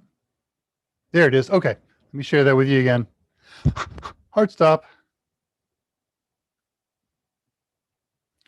Okay, so when you open this file, it's a one-liner, and each thing is separated, this is important, by one space. And they want us to copy and paste some stuff into this line right after root wait. And they spend a lot of time and effort telling us that we're going to put all this stuff in. There's actually a couple lines in there. It already has a single space in there. One space after root wait, and then we got a command right here after root wait that says quiet. It has to have a one space in front of it. So I'm just going to right click in here, paste what I copied. All right, between ether and quiet still has one space. And root wait now has its space in modules. These are the two steps that are the job. All we've got to do is edit and put the right stuff in the command line.txt file and the config.txt file. So now we'll save this. I'll close that so I can't screw it up later. And it's done. Let's take a look at these other steps and walk through the things. Some of it I can show you, some of it I can't for time and because of the technology here. Step 6, they tell you how to install or tell you to install Bonjour. They give you a link to go get it. But again, if you just go do your own search for iTunes and install it, you'll have Bonjour. And now it says boot the Pi. So what I've got to do, I'm going to bring this out to my screen. This is where my micro SD card is. It's on a little extension box. So I'm going to pull that guy out. And this cable is the USB cable. Wow. See how much stuff I can knock over doing this. There we go. So that little one that I've been handling around, I'm not going to use. I'm using this one. It's the same thing. It's just longer. And I don't plug this in until I'm ready. So that's going to have a USB connection to my computer. And it's going to get power over that USB. Step number 1 for doing all this is to take that micro SD card and put it in the micro SD slot of your Pi Zero. This is a different Pi Zero than the one I've been holding up. That's an old dead one. This one I've got in a case so I can handle a little more safely. So you can barely see it, but there it is. And you can tell it's SanDisk colors. All right, the card is in. Now we power it up and connect it to USB. The USB gadget is the middle one, the connector closest to the center of the board. Make sure I don't try to plug this thing in upside down.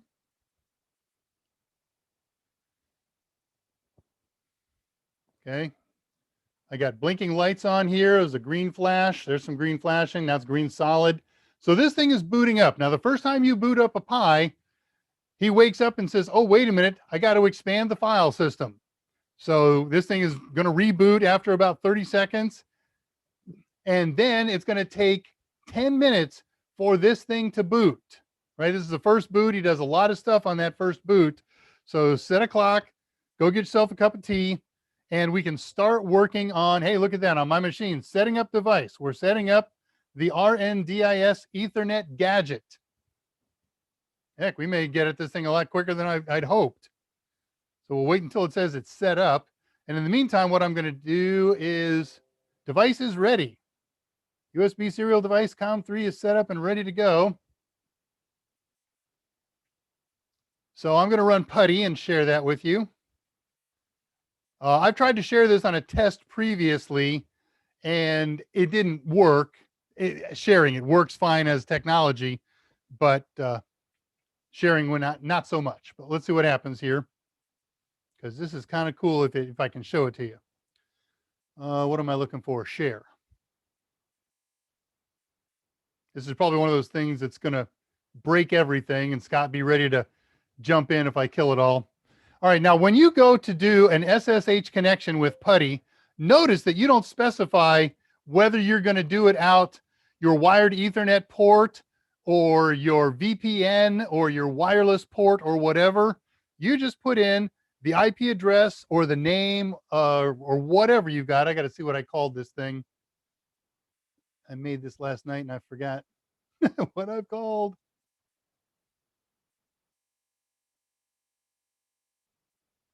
Checking my notes. Stand by.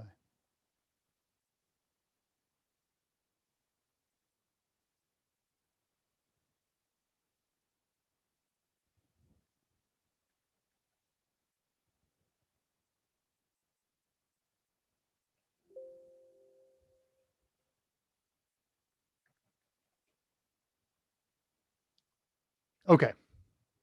There was their example, Raspberry Pi.local. Did I write down what I called it? No.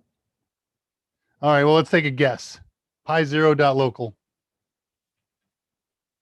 That sounds like what I would do. So this thing says, I don't care. I'm going to try all of the links that your computer has. And I'm going to find one, hopefully, that's got a response. Yeah, there goes the failure. So I can't share that with you while I'm doing that. But I've got an SSH connection established with my Pi. So now I run sudo raspi config and configure my machine. And then the last thing you're going to do here, we've booted the Pi. We've got PuTTY running. We've logged in over USB for PuTTY.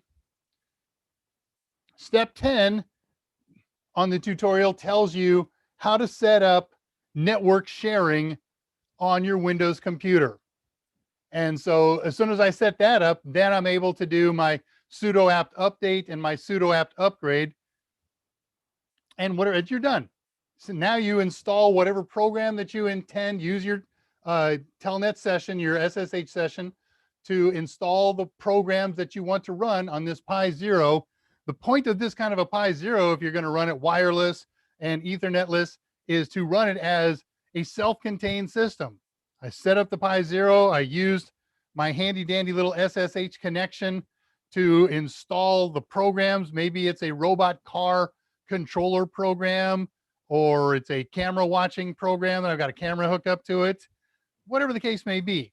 And then when you're all done, you disconnect your USB connection, plug in regular power connection, batteries, a 5-volt USB power supply, whatever the case may be, put this thing in whatever place you're running it, and that's it. So it's a really, really simple process.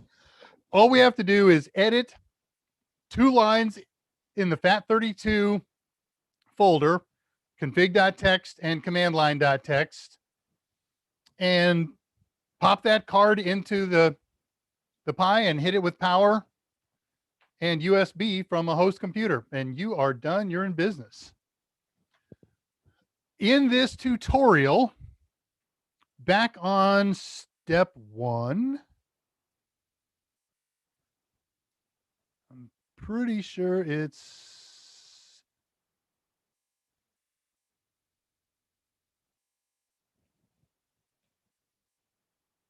looking for the word Mac. You know it's going to come up with 37 instances of machine. Windows machine. That's me. Just run SSH.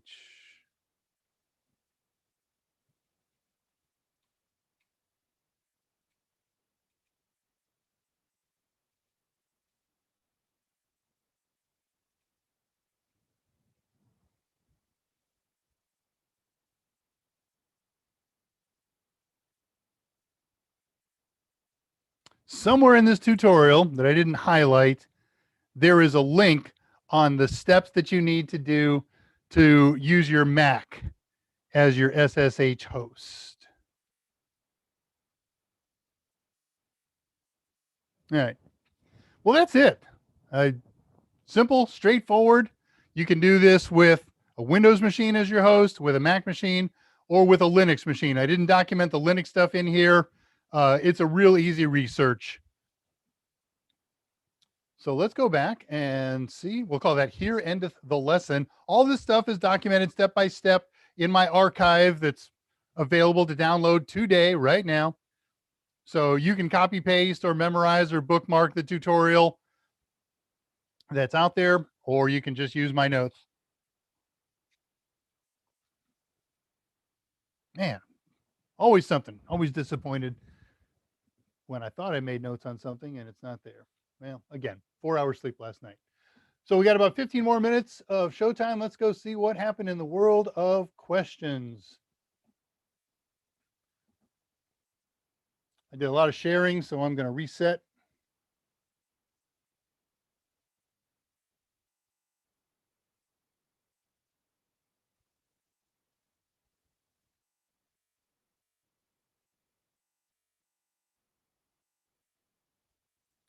Waiting. Sorry. What the heck did that just do? It took me to someplace weird. Okay. Well, thank goodness. Okay, I'm there. Everything is the way it should be.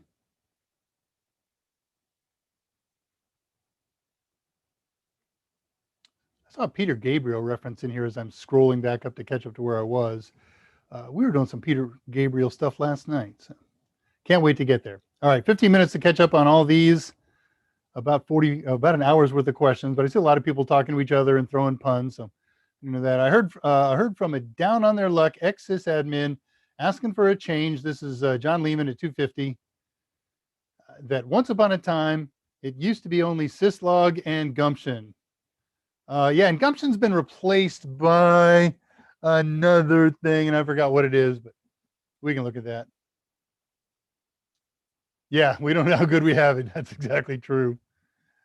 Will closing VNC viewer cause that to happen?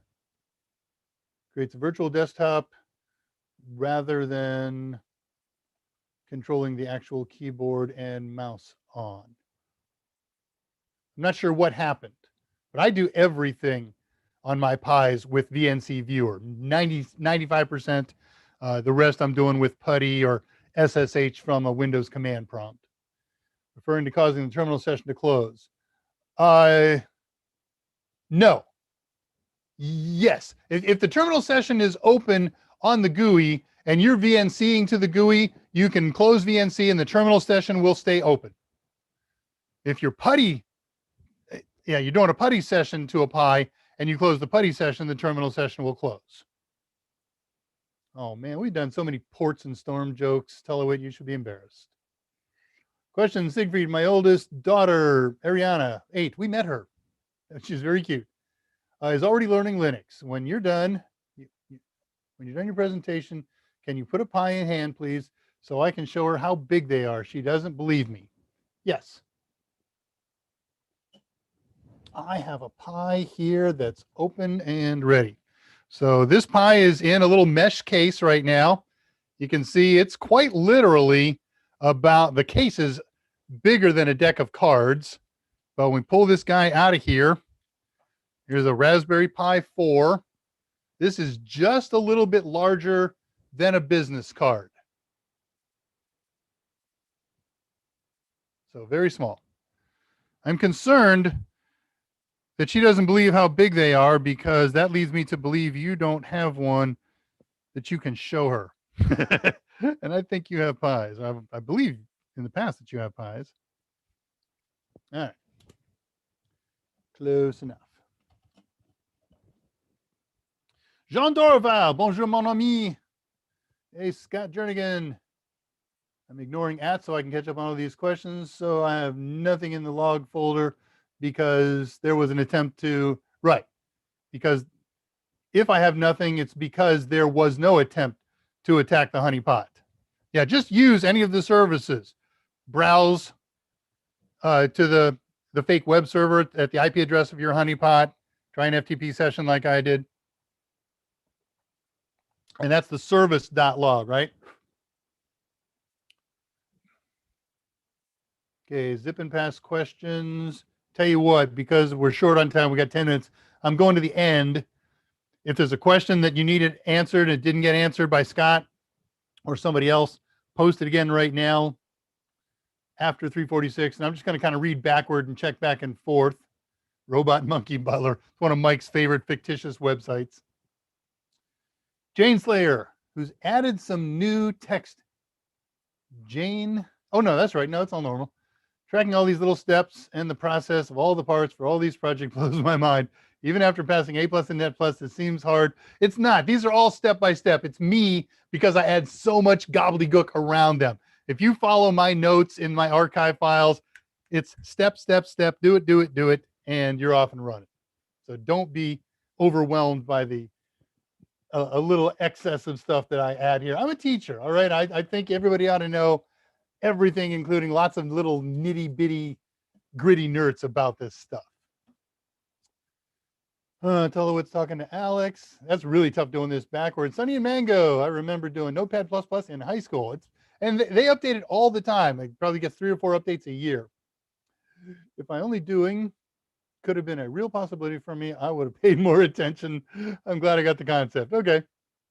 Like I said, if you've got the most current rev of Windows, regular Notepad handles the carriage returns correctly.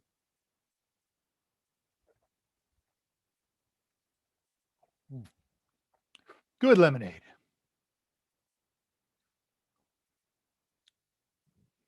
Reading notes backward, going 3:31 and back in time.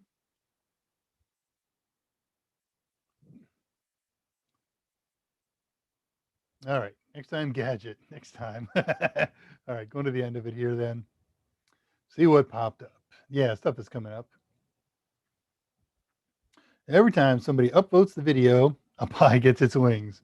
Hey, cool. I got more upvotes than we have people watching right now. So this may not have been a thrilling, exciting thing yet. All right, well, let's just talk about closing things up then. We got about 8 more minutes. Let me see my notes here if there was anything really cool that I wanted to talk about.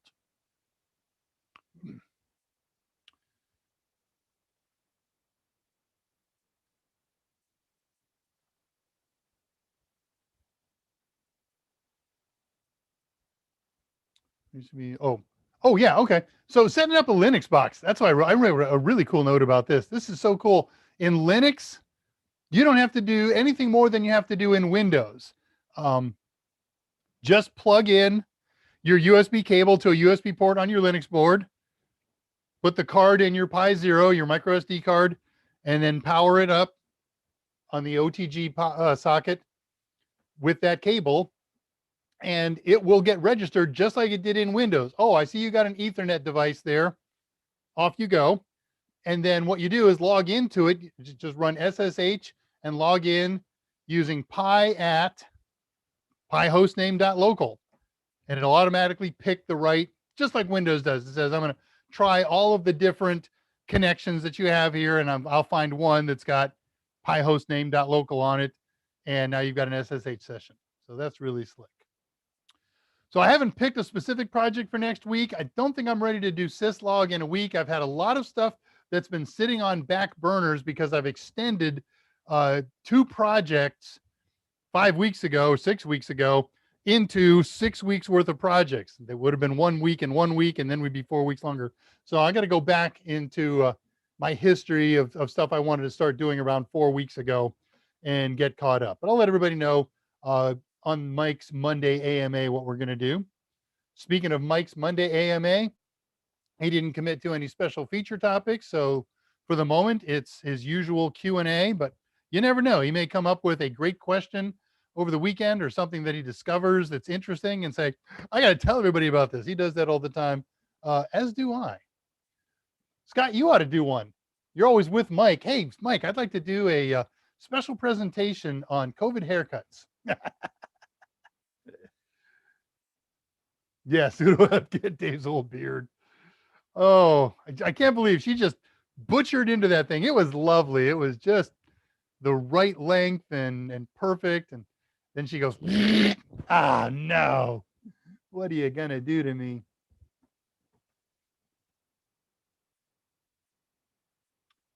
Checking for questions. Oh, all right. So let's do these. Let me catch up on all the share slides here. Reshare the contact info and things like that. Stuff you might need sometime in your life. And again, if you're watching this on the archive channel, I'm still available at these email addresses. So is Scott. We're always on the Discord channel. I think I have that on here. Yeah. So if you got a question that didn't get answered today, or you're not here today, Dave R at TotalSem.com, Scott J at TotalSem.com, or my personal drushtx at yahoo.com. Server is open all day today on Friday. If you need it open on request, drop me an email or let me know on Discord, pirsquare.zapto.org. And here's the archives of every video that we have on YouTube, all of Mike's AMAs, all of my AMAs, and all of the stuff we did before that. Here's the link for today's Discord channel. These links are good for a week right now. They used to expire every day, but Jose did some digging and was able to enable week-long entries. I don't know what day this started to become available on, but if it doesn't work, you try this link, just Google Discord unofficial total seminars. You'll find the page. I don't use Google, but whatever your favorite search engine is. So this is the unofficial, the better documentation on how to mess with the InetSim.conf file, precisionsec.com, whack installing and configuring InetSim on Ubuntu. Each of those words separated by a space. This was the tutorial that we did today. DesertBot.io, whack blog, whack, Headless Pi 0 SSH access over USB Windows. That's become a kind of a common way of naming pages on websites anymore. Sentences where all the words are separated by a dash. I don't love that because some of them can get insanely long. And then I have these links already set up on the pirsquare.zapto.org server, but if it's not running, you could just pause this screen right now and manually type in, here's all the drama playlists. There's 40 drama sites there, 40 drama shows. And here's Mike's playlist. There's 140 on his. Remember, it's case sensitive. So pause here, type slowly, get through the typos. Sweet. That killed 4 minutes. We got 2 minutes to go. Let me check for any final questions and then we'll close her down. And I'll see everybody on Discord in 10 or 15 minutes. Be there for about a half an hour. And then I got a ton of work to do getting ready for a gig tomorrow. I love it, Scott. Way to go. All right. Maybe Scott can do subnetting. I don't think we ever covered that on an AMA. Jumping Jiminy. Yeah. And things that run on port 80 and port 443. John Lehman, really enjoyed the session, Total Sem. Until next time, we'll hopefully see you on Monday at Mike's and again on mine next Friday. Subnetting for the win. All right, everybody, we're going to close her down. My thanks, as always, to Scott for his yeoman service running background, answering questions. I just blanked. Oh, there we go. And I thank Mike Myers for allowing us to use this resource to talk with you all and do these kinds of projects and answer questions. And most of all, it doesn't happen without you guys. So thank you all for coming, enjoying these things. Throw me your suggestions on Discord, on email, things that you would like to do. I love the syslog suggestion. And frankly, I'm very excited about that. I expect to do that in either 2 weeks or 3 weeks. So until next week, I wish everybody a really great weekend. Man, I may not be able to get out of this thing. It's doing all kinds of wacky things. Live streaming isn't available right now. Something has gone wrong. No, I may still be on here. The system has committed wacky suicides here. So I don't know if I'm on with you or not, but I'm going to try to get on here and, oh, you know what? I know how to close this thing manually. Now it's got to be closed this way. We've got to stop the power at the source. This is probably the result of what happened when everything croaked. Okay, I'm getting through pages. You are definitely still live. Okay. It's all right. I'm getting to the pages where that gets fixed. Stand by. Okay, we go to live. And then we go here. Man, this stuff is complicated. Math is hard. All right, I'm on the page. I can end the stream. So everybody have a great, safe weekend. Get through this COVID nonsense. And we'll see you on Monday at Mike's show and again next Friday on mine. Good night.